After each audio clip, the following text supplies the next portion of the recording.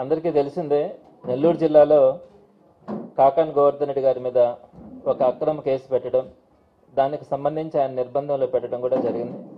ఎప్పుడు కూడా నెల్లూరు జిల్లాలో ఇలాంటి సంప్రదాయం లేదు. ఎప్పుడు ఇక్కడ ఒక మాజీ ఎమ్మెల్యే మీద కానీ మాజీ మంత్రిని కానీ ఏదో ఒక కన్ఫెషన్ స్టేట్మెంట్ని బేస్ చేసుకొని అరెస్ట్ చేయడం, దాన్ని బేస్ చేసుకొని నెలల పాటు నిర్బంధించడం అన్నది ఎప్పుడు కూడా మన చరిత్రలో ఎప్పుడు నెల్లూరు జిల్లాలో ఇలాంటి సంస్కృతి సంప్రదాయాలు ఎప్పుడు కూడా లేవు. మరి దానికి భిన్నంగా ఈరోజు కాకాని గోవర్ధన్ రెడ్డి గారిని మొట్టమొదటిసారిగా నెల్లూరు జిల్లాలో ఒక జిల్లా పరిషత్ చైర్మన్గా పనిచేసినటువంటి వ్యక్తి, 2 సార్లు ఎమ్మెల్యేగా, ఒకసారి మంత్రిగా పనిచేసినటువంటి వ్యక్తిని నిర్బంధించడం, అది కూడా ఒక అక్రమ కేసులో.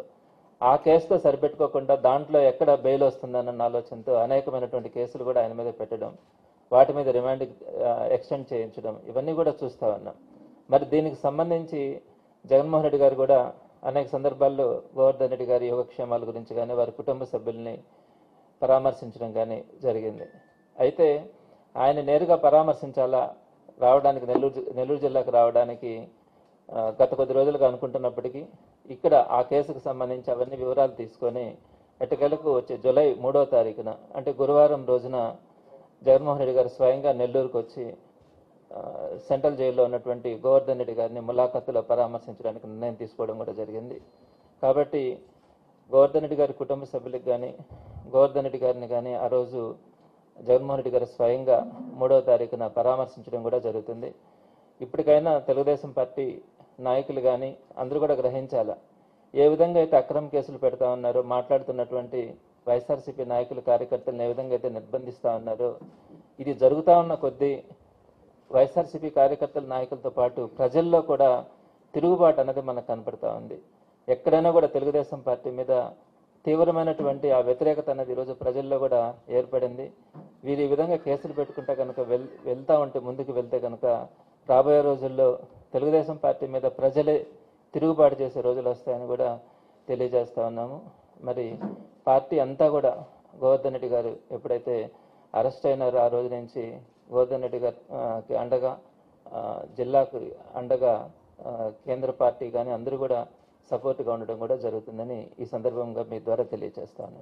మా నాన్నగారి మీద కేసులు జరుగుతూ ఉన్నాయి, రోజు మేము చూస్తూనే ఉన్నాము. ఇందులో మనం గమనించాల్సిన విషయం ఏంటంటే మా నాన్న ఏమి టెర్రరిస్టో నక్సలేటో కాదండి. కాకాని గోవర్ధన్ రెడ్డి కొంతమంది తెలిసి చాలామందికి నడిచి ఉన్నారు. ఆయన ఈ రోజు కోర్టుకు వస్తాడంటే కనీసం మాకు ఈ రోజు కూడా తెలియపరచట్లేదు. అంటే సడన్గా ఆయన మీద 10-15 కేసులు వచ్చేసి ఆయన ఈ రోజు కాదు రేపు కోర్టుకు తీసుకెళ్ళాలి, రేపు కాదు ఎల్లుండి కూడా కోర్టుకు తీసుకెళ్లాలన్న కేసులు రావడము, అవి జగన్మోహన్ రెడ్డి గారు ఇక్కడికి వస్తారనగానే ప్రత్యక్షం కావడము, దీన్ని కూడా మనం గమనించాలి. అంటే జగన్మోహన్ రెడ్డి గారిని ఇక్కడికి రాకుండా నాన్నని కలవకుండా ఆపితే ఆయన జగన్మోహన్ రెడ్డి గారు మాకు మద్దతు ఇవ్వకుండా అయిపోదు కదండి. జగన్ అన్న మాకు ఎప్పుడూ తోడుగా ఉన్నారు. అది ఆయన ఇక్కడికి వచ్చినా రాకపోయినా అందరికీ తెలుసు. అట్లాంటిది మీరు ఏం చేయాలని ప్రయత్నిస్తున్నారు ప్రభుత్వం కానీ అధికారులు కానీ? మా నాన్న ఈ రోజు ఒకవేళ ములాఖాత్కి మేము అప్లై చేసుకుంటే దొరుకుతారా అనే దానికి ఆ రోజు వరకు మాకు సమాధానం రావట్లేదండి. ఇది ఎంత అన్యాయం! ఆయన్ని కలవడానికి ఎంతమంది వస్తున్నారు?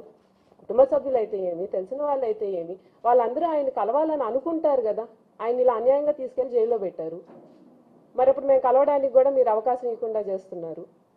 జూలై 3వ తేదీన మేము కోరుకునేది ఏంటంటే జగన్మోహన్ రెడ్డి గారు వచ్చి నాన్నని కలవాలని కోరుకుంటున్నాం. కానీ అది ఎంతవరకు సాధ్యమవుతుందో తెలియదు. కాబట్టి ఒకవేళ జగన్మోహన్ రెడ్డి గారు వస్తే వాళ్ళ ఇంటికైనా వచ్చి మమ్మల్ని అయినా కలిసేసిపోతాము అని చెప్పి మేము ఎక్స్పెక్ట్ చేస్తున్నాం. తప్పకుండా రేపు రాబోయే రోజుల్లో ఈ రకమైనటువంటి అన్యాయానికి అక్రమాలు చేస్తుంటే దానికి ప్రజలు ఖచ్చితంగా బుద్ధి చెప్తారు. సమాధానం మీరు చెప్పుకోవాల్సిన రోజు మీరు ఏం మాట్లాడతారనేది చూడాలి. అందుకని ఇంకా మీదైనా ప్రభుత్వం ఈ రకమైన ఒత్తిడి మానేసి నాన్నగారి మీద ఈ రకమైన కేసులు ఆపేసి మీ పని మీరు సవ్యంగా చేసుకుంటే బాగుంటుంది.